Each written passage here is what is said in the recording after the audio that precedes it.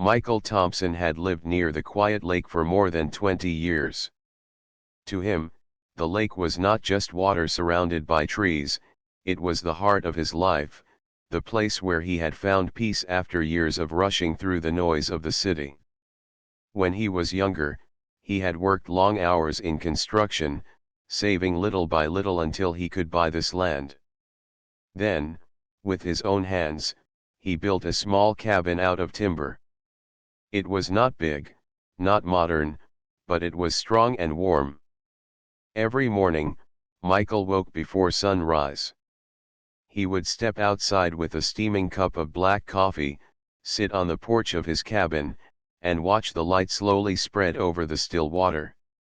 Birds would sing from the trees, deer would come quietly to the edge of the forest, and sometimes he would see fish jumping in the lake. The world felt calm here. For years, very few people even knew about the lake. A few families from town had small cabins scattered around, all built with care, all blending naturally with the woods. No one tried to own more than they needed. No one tried to change the lake. That was the beauty of it. But change came the summer Karen Wilson arrived. Karen was no ordinary newcomer. She was a wealthy woman, well known in town as the president of a large homeowners association. She lived by rules, papers, and control. Her name carried weight, and many people feared upsetting her. Unlike Michael, she had not built her wealth with her own hands. She had inherited much of it and grew it with smart business moves. People admired her success, but they also whispered about her pride and her hunger for power. When Karen decided she wanted a cabin by the lake, she did not imagine a simple wooden house. She imagined a grand private retreat. A place that would shine above all others. She purchased land near the water, close to Michael's cabin, and brought in architects and contractors from the city. The quiet lake was soon filled with noise. Bulldozers cut down tall pines that had stood for decades. Trucks carried in stone, glass, and steel. Workers hammered from dawn until dusk, their voices echoing across the water. The peaceful mornings Michael loved turned into restless days filled with dust and disruption. At first, Michael told himself to be patient. He knew new people came and went, and everyone had a right to build on their land. But as the weeks passed, the size of Karen's project shocked him. This was no cabin, it was a mansion. Tall glass windows stretched from floor to ceiling. Wide balconies faced the lake, each one decorated with shining metal rails. The house rose higher than the trees around it, breaking the natural skyline. It was as if someone had dropped a piece of the city into the forest. Still, Michael tried to keep peace. He stayed quiet, hoping once the work was done, things might calm down. But when the dock construction began, his patience broke. The dock stretched far into the lake, wider and longer than any other. Michael had always used the small curve of the shore to fish. It was his favorite spot. He would sit with his old wooden rod, sometimes for hours, even if he caught nothing. That quiet corner of the lake gave him peace. But Karen's dock was built exactly over it, claiming the space as if it belonged only to her. The first time Michael saw Karen in person, she arrived in a shiny black SUV. Workers rushed to greet her, opening doors and carrying papers. She stepped out in neat clothes that looked too clean for the forest, her shoes clicking on the new stone path. Her hair was tied back perfectly, and her sunglasses reflected the whole lake. From across the water, Michael watched her. She turned her head toward his small wooden cabin, the one he had built with sweat and effort. She smiled politely, but the smile was cold, distant, the kind given out of duty, not kindness. Michael raised his hand in a small wave, but she did not wave back. She simply walked toward her new house, her assistants following behind. That evening, Michael sat on his porch, staring at the giant glass walls of the new lodge. Lights glowed inside, shining like a beacon across the water. For the first time, he felt like a stranger on his own lake.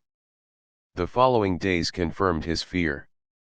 Karen did not come to make friends. She came to rule. She brought rules with her, just like she did in the neighborhoods where she served as HOA president. She complained about small things. She told another neighbor their old canoe looked unsafe. She suggested people repaint their cabins to look uniform. She even asked Michael why he kept his boat tied to a simple rope instead of using a dock. Michael listened but said little.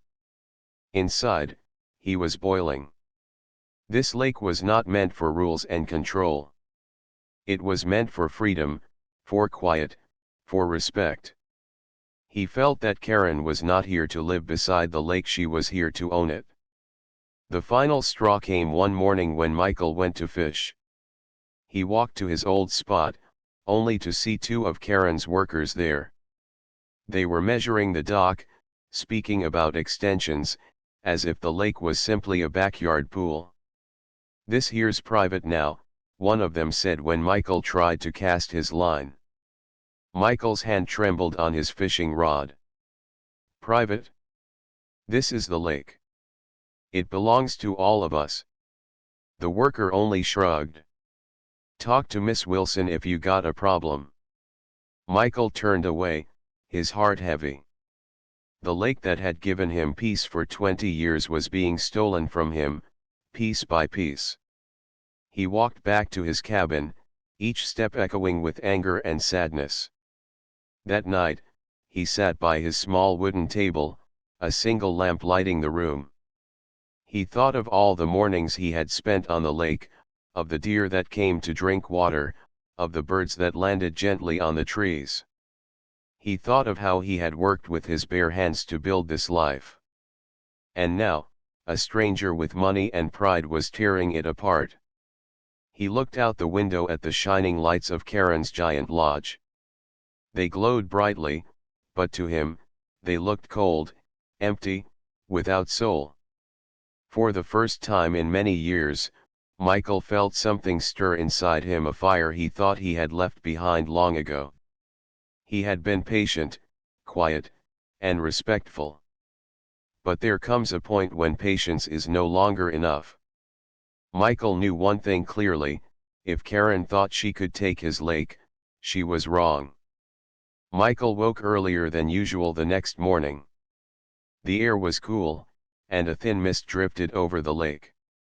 He stood on his porch, holding his coffee cup, staring at Karen's grand lodge across the water. Its lights were still glowing faintly, even though the sun was rising. The building looked unnatural against the soft colors of the forest, like a sharp stone in a quiet stream. He tried to push away his anger. For 20 years, the lake had taught him patience. But the thought of losing his favorite spot, his fishing place, burned inside him. Michael's neighbor, an older man named George, walked over that morning. George had lived by the lake almost as long as Michael. He was friendly, often telling long stories about the past. He sat down on Michael's porch, and they watched the mist together. "You're worried," George said quietly. Michael nodded.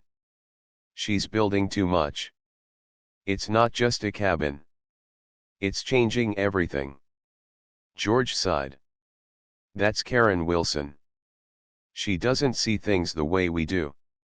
For her, this lake is a project, not a home.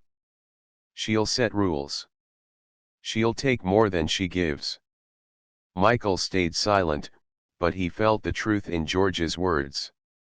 That afternoon, Karen's workers began unloading more supplies onto her dock. Large boxes, metal tools, even jet skis. The quiet lake was turning into something noisy and busy. Michael sat on his porch, clenching his jaw, trying to focus on the sound of birds instead of the machines. Later in the evening, he decided to walk over and talk to Karen. He hoped maybe, just maybe, she would listen. When he reached the edge of her property, two men in uniform stopped him.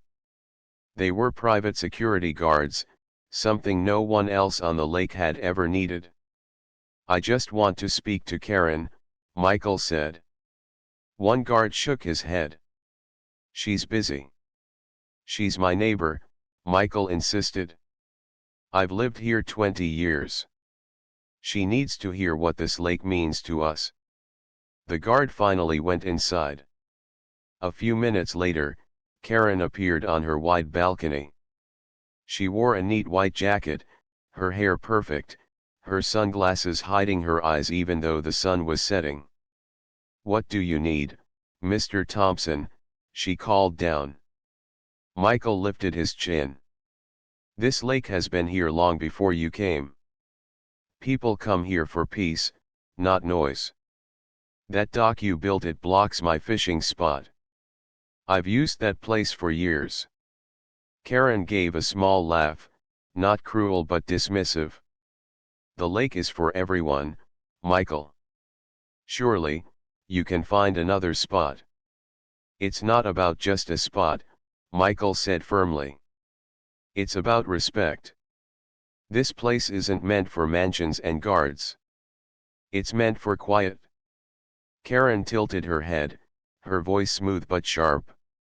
"With all respect, I invested millions here. My cabin, my lodge will raise the value of this entire area. You should be thankful. Progress comes whether we like it or not." Michael's hands tightened at his sides. "Progress shouldn't destroy peace." Karen waved lightly, as if ending a meeting. "I'm sorry you feel that way. Good evening." She turned and walked back inside. The guard stood tall, making sure Michael left the property. As he walked back to his cabin, Michael felt heavier than ever. He had spoken his truth, and it had been brushed aside like dust. In the following weeks, the tension grew. Karen's dock was filled with more and more things: jet skis, a speedboat, chairs for her guests. Loud music echoed across the lake whenever her friends visited. For the first time in decades, the lake felt less like a sanctuary and more like a playground for strangers. Other neighbors whispered about it, too. George told Michael that one family had already considered selling their cabin because of the noise. "They don't want to fight her," George said. "They'd rather leave." Michael's chest ached at the thought. This lake wasn't just land. It was memory. It was peace. It was home. One night, as he sat on his porch under the stars, Michael remembered his first summer here. He had been younger, full of energy, hammering the wood with his own hands. He remembered falling asleep to the sound of crickets and waking to the soft call of loons on the lake. Every nail he had driven into the cabin had carried his dream of a quiet life. And now, that dream felt fragile. The breaking point came on a Saturday morning. Michael was walking down to the shore with his fishing rod when he saw Karen's workers again. This time, they were extending her dock even farther, pushing it deep into the lake. He stopped in his tracks. "What is this?" he demanded. One worker looked up. "Miss Wilson wants more space for her boat. Orders came this morning." Michael stepped closer. "You can't just keep taking the lake. This is not her private pool." The worker shrugged, returning to his hammering. "We just do what we're told." Michael's face grew red. "Tell her she's crossing the line." But the men ignored him. Michael turned and stormed back to his cabin. His fishing rod hung uselessly in his hand. He dropped it on the porch and sat heavily in his chair. For a long time, he stared at the water, anger burning through him. He thought of how Karen had dismissed him, how her guards had blocked him, how her workers had claimed his spot without a second thought. He thought of all the years he had cared for this lake, cleaned the shore, respected the trees, taken only what he needed. And now, someone with money was destroying it all. Something inside him hardened. That evening, George came by again. He saw the storm in Michael's eyes. "She's gone too far, hasn't she?" George asked. Michael nodded slowly. "I can't sit and watch her take everything. If she thinks she can own this lake, she's wrong." George frowned. "What are you planning?" Michael didn't answer right away. He looked at the water, at the dock stretching like a scar across its surface. "I don't know yet. But I won't let her erase this place. Not without a fight." George placed a hand on his shoulder. "Be careful, my friend. Anger can lead to mistakes. But I understand. I truly do." Michael gave a small nod. He wasn't sure what he would do, but he knew one thing for certain: something had to change. That night, lying in his small cabin bed, he listened to the distant hum of music coming from Karen's lodge. He closed his eyes, but sleep would not come. His mind kept returning to the dock, to the way it cut into his lake, to the way it symbolized everything she had taken. And then, in the still darkness, an idea began to form. A quiet idea. A dangerous idea. Michael turned on his side, staring out the window at the moonlit water. The dock stood there, empty and silent.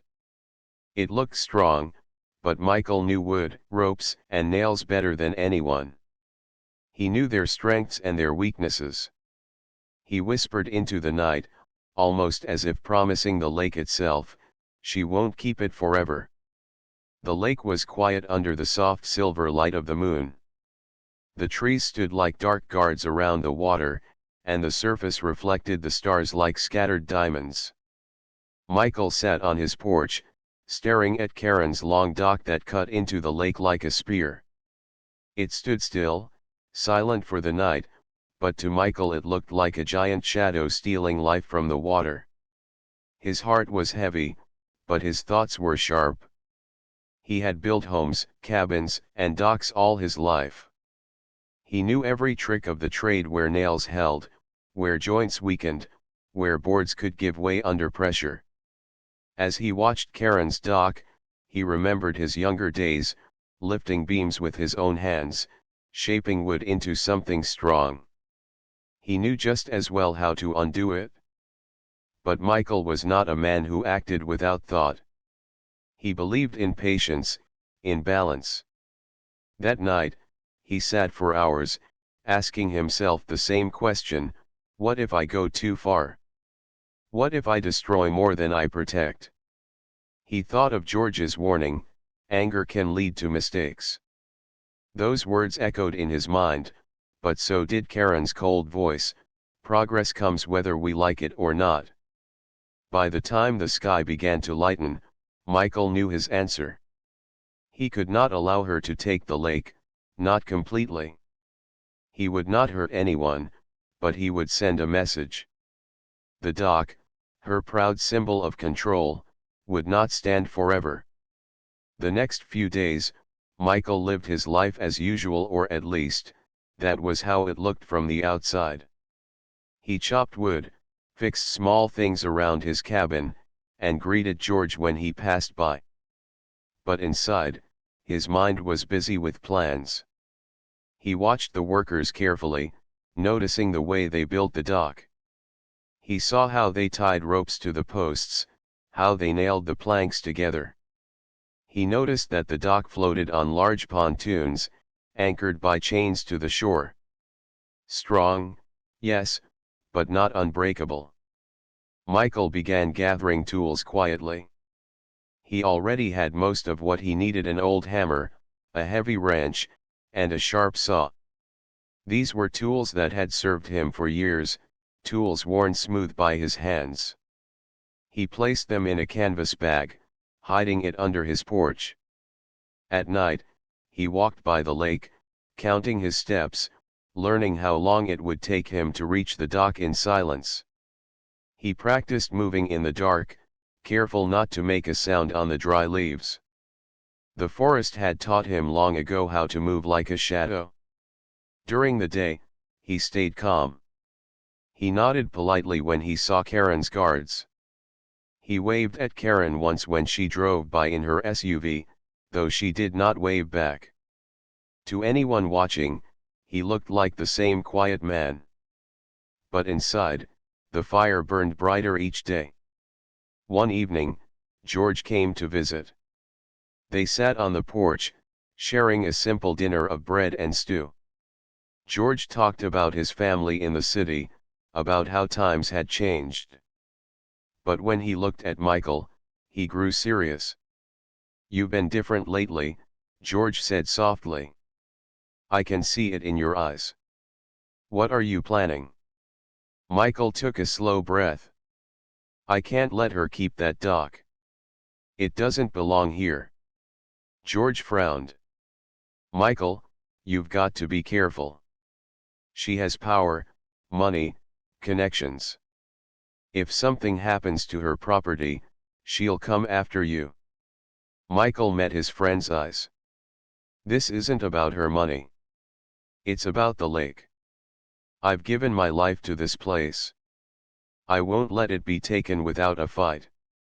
George sighed, shaking his head. "I understand. I really do.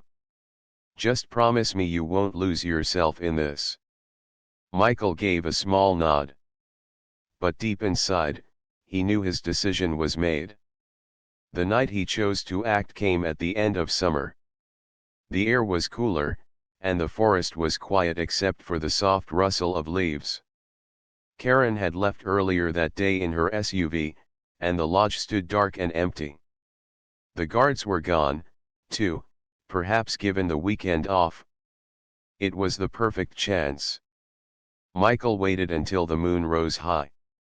He pulled on his dark jacket, tied his boots, and picked up the canvas bag with his tools.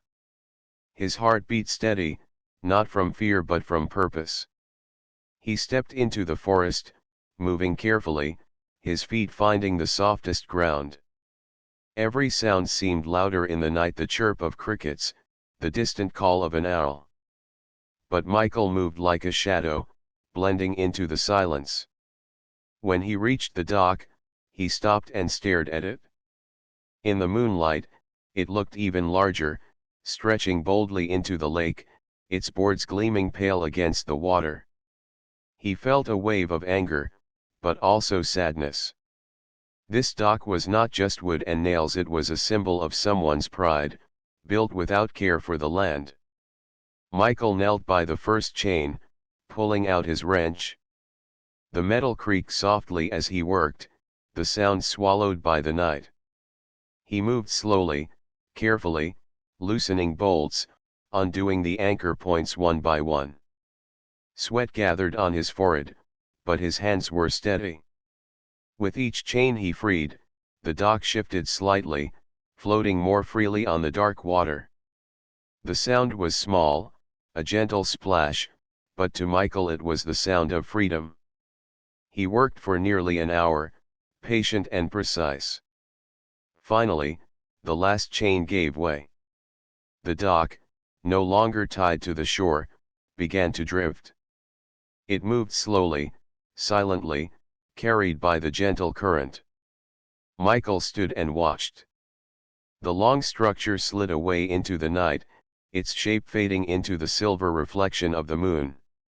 It looked almost peaceful, like a giant raft setting off on a journey. For a long moment, Michael felt still. He had not shouted, not fought, not broken more than he needed to. He had simply let the dock go, back into the water it had tried to claim. He whispered softly, "This lake belongs to itself." Then he turned and walked back into the forest, his bag of tools over his shoulder. The next morning, the lake was different. The air was bright, the water calm. But the dock was gone. Only a few broken ropes hung from the shore where it had once stood. Michael sat on his porch with his coffee, watching the empty space. For the first time in weeks, he felt light inside. The lake looked whole again. Later, George came rushing over, his eyes wide. "Michael! Did you see? Karen's dock, it floated away in the night." Michael raised his brows, keeping his face calm. "I saw. Strange how things happen." George studied him carefully, then gave a small smile. "Strange indeed." Word spread quickly. By afternoon, workers were at Karen's lodge, searching the lake. They found pieces of the dock caught in the reeds on the far shore. Karen herself arrived later, furious, demanding answers. She called out orders, her voice sharp across the water. Michael watched quietly from his porch. She looked smaller now, her power shaken, her pride wounded. For the first time, he felt the balance return. But deep down, Michael knew this was not the end. Karen would not stop. She had money, power, and determination. She would rebuild, maybe even bigger than before. Michael looked at the lake, at the calm surface reflecting the sky. He knew he had only taken the first step in a much larger struggle. Still, as the sun set that evening, painting the water gold, he allowed himself a rare smile. The lake had spoken, and for now, it was free. The sun rose bright and clear the morning after the dock had disappeared. Birds sang in the trees, and the lake shimmered with golden light. To most people, it was a beautiful day. But to Karen Wilson, it was a disaster.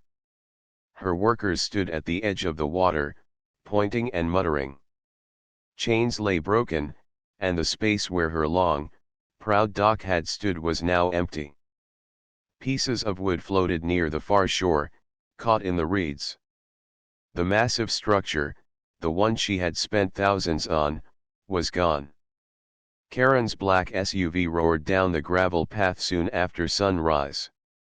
She stepped out quickly, her sunglasses covering her eyes, her lips pressed tight. Even from his porch, Michael could see her fury. Her voice carried across the water as she demanded answers from her workers. "How does a dock this size just float away?" she snapped. One worker shifted nervously.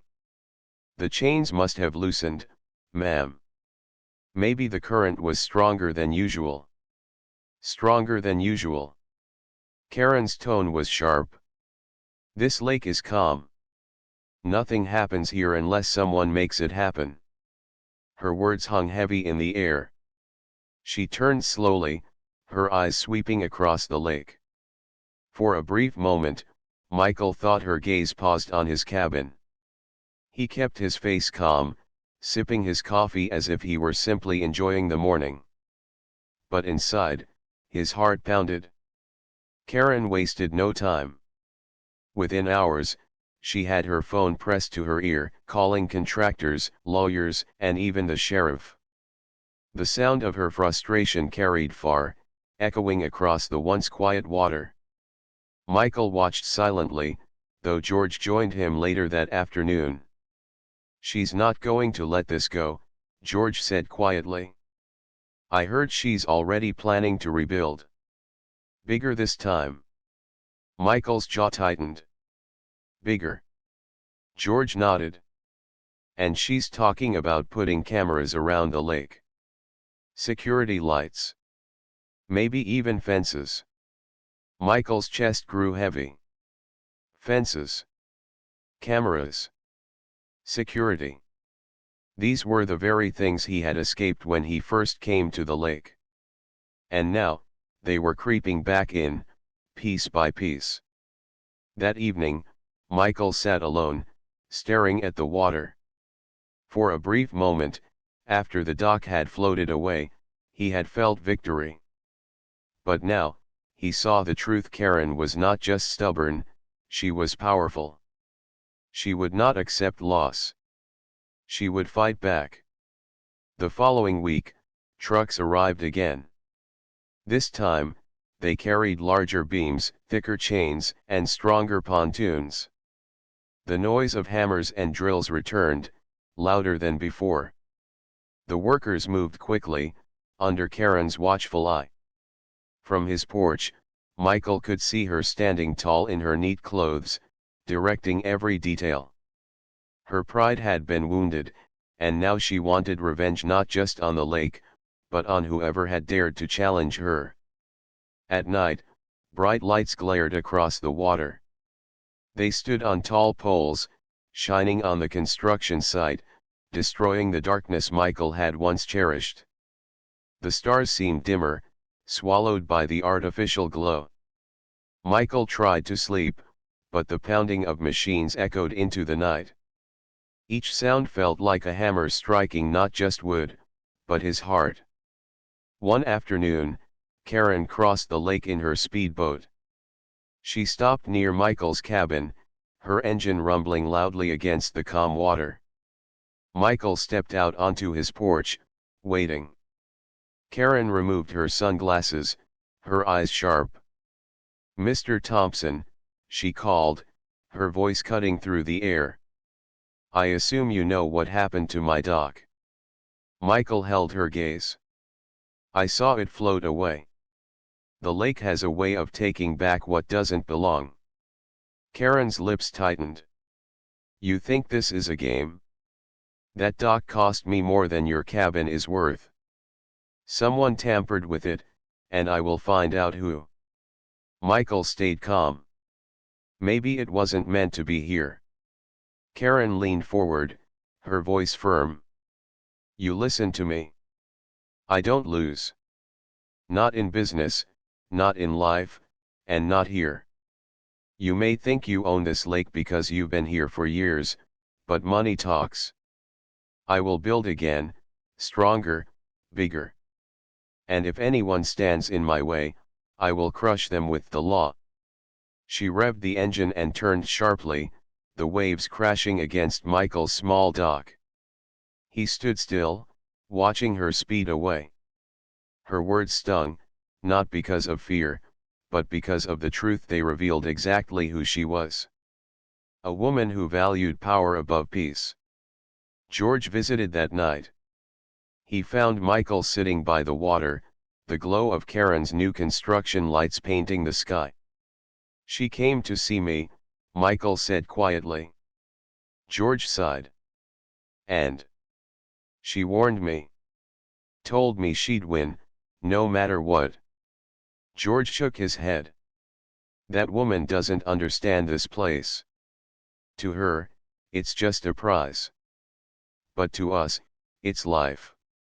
Michael nodded. "And life is worth protecting." The weeks rolled on, and the new dock grew larger each day. It was taller, stronger, with heavy steel beams instead of wood. It no longer looked like part of the lake. It looked like a foreign object forced into it. Michael felt a deep sorrow. He had fought once, and the lake had won for him. But now, Karen was doubling her efforts.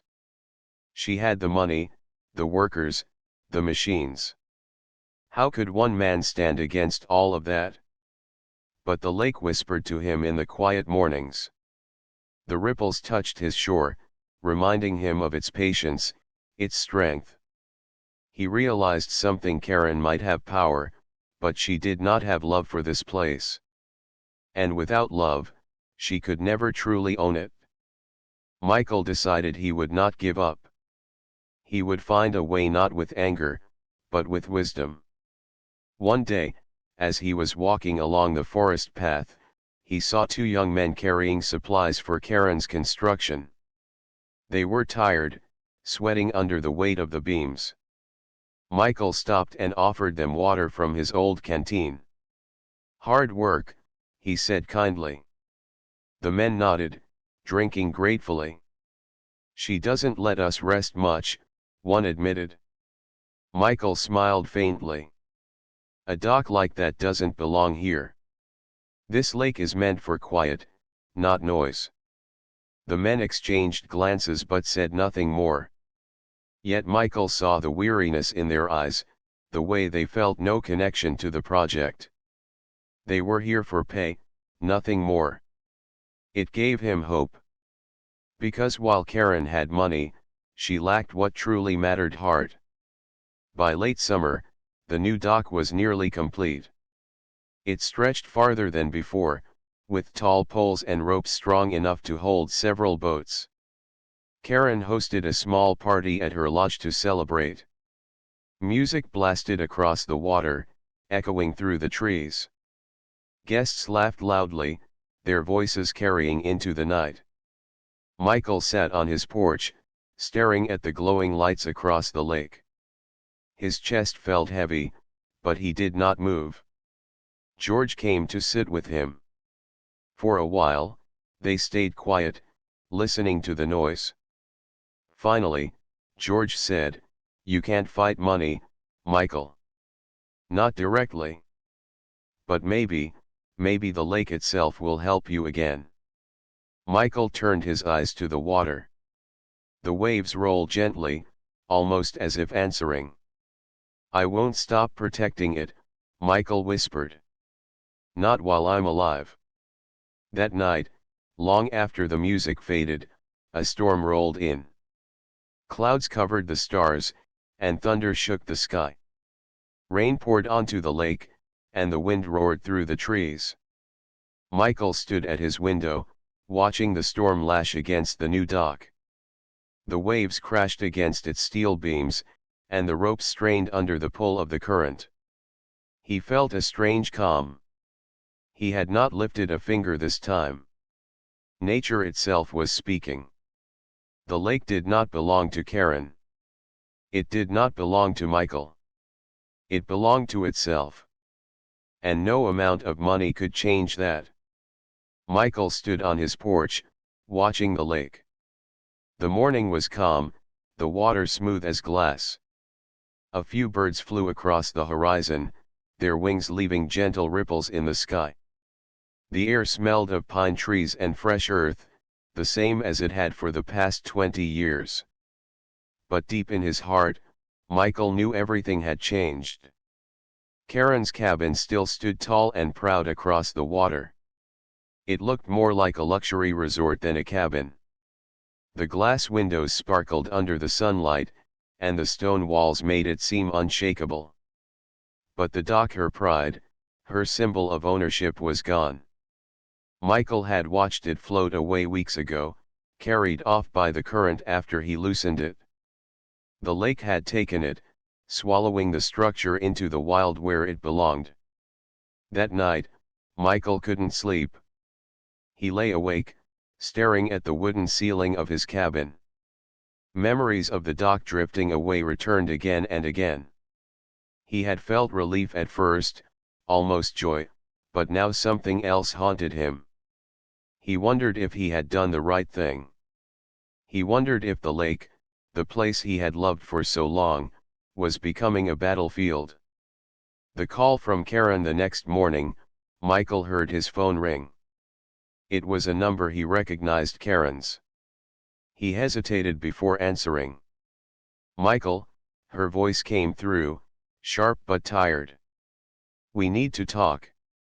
Michael stayed silent for a moment, then finally said, "About what?" "You know what," Karen replied. "The dock. The lake. All of it. This can't go on." For the first time, Michael heard something different in her voice. It wasn't arrogance. It wasn't victory. It was exhaustion. They agreed to meet at the shore between their cabins that evening. Michael spent the day walking around the woods, thinking about what he would say. He wasn't a man who liked conflict. He never wanted enemies.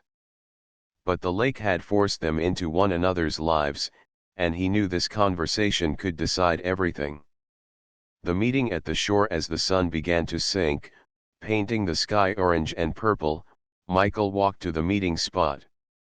Karen was already there, standing in a gray coat, her arms crossed as she looked at the water.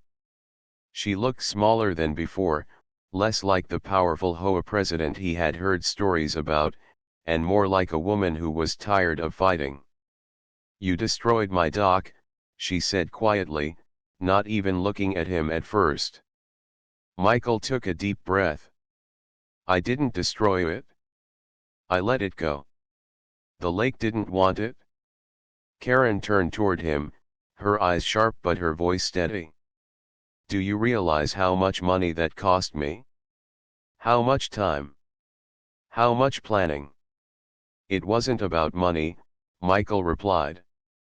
"It was about respect. This lake doesn't belong to you, or me, or anyone's wallet. It belongs to itself. You treated it like it was your stage, your private view. But for me, it's my life. It's my peace." Karen's face softened for a moment, then hardened again. "Do you think I don't care about beauty? Do you think I built this place to ruin it? I wanted a retreat. A home away from noise. Just like you." Michael looked into her eyes. "Then why make it so big? Why cover the shore with stone and glass? Why block the water with a dock no one else could use?" Karen opened her mouth, then closed it again. For a long moment, she said nothing. Finally, she whispered, "Because I was afraid. Afraid of being small. Afraid of being forgotten." Michael blinked. He hadn't expected honesty. The story behind Karen. Karen sat down on a rock by the shore. The waves lapped against her boots as she stared into the distance. "I grew up poor," she said. "Most people only see me as the HOA president, the woman with money, the woman who gives orders. But I wasn't always that. My parents lived in a small trailer, moving from town to town. I promised myself I'd never live like that again. So when I finally made money, I built bigger, stronger, grander. I thought if I built something so large, no one could take it from me." Michael listened silently. The anger in his chest cooled a little, replaced by something else: understanding. "I didn't know what this lake meant to you," Karen continued. "I saw it as land. Property. Investment. But for you, it's home." Michael nodded slowly. "Yes. And home doesn't need to be big. It just needs to be loved." For the first time, Karen's eyes glistened. She quickly wiped them with her sleeve, unwilling to let him see her weakness. But Michael had already seen enough. A difficult decision. For days after their talk, Michael thought deeply. Part of him wanted to see Karen leave forever, to watch her pack up and abandon the massive cabin. But another part of him wondered if maybe the lake could teach her something too. A week later, Karen called him again. Her voice was softer this time. "Michael," she said, "I'm not rebuilding the dock." Michael was quiet, surprised by her words. "I realized you were right," Karen continued. "It didn't belong here. I'll keep the cabin, but I'll keep it quiet. No more trucks, no more noise. Just the lake." Michael smiled faintly. "That's all I ever wanted." A new beginning. Months passed. The seasons turned, and the lake returned to its natural rhythm. The animals came back, the water cleared, and the silence Michael loved slowly returned. Karen kept her word. Her cabin remained, but she visited less often, and when she did, she stayed quiet. No parties, no music, no fences. Sometimes Michael would see her sitting by the water with a book, her expensive shoes traded for simple sandals. She never waved, but she didn't need to. there was a new understanding between them, built not on money or power, but on respect. Michael had not just protected the lake, he had reminded someone else of its true value. The last reflection: one evening, Michael sat on his porch again, coffee in hand. The sun dipped low, turning the water gold. He thought about everything that had happened: the dock, the anger, the arguments, and finally, the peace. He realized the lake had given him more than a home. It had given him strength to stand up for what mattered. And it had given Karen something too, a chance to see the world through different eyes. The lake was bigger than both of them. It would outlive their cabins, their arguments, even their names. And that was the way it was meant to be. As the last light faded, Michael whispered into the quiet air, "Thank you." The water rippled gently, as if answering back. And the lake remained free.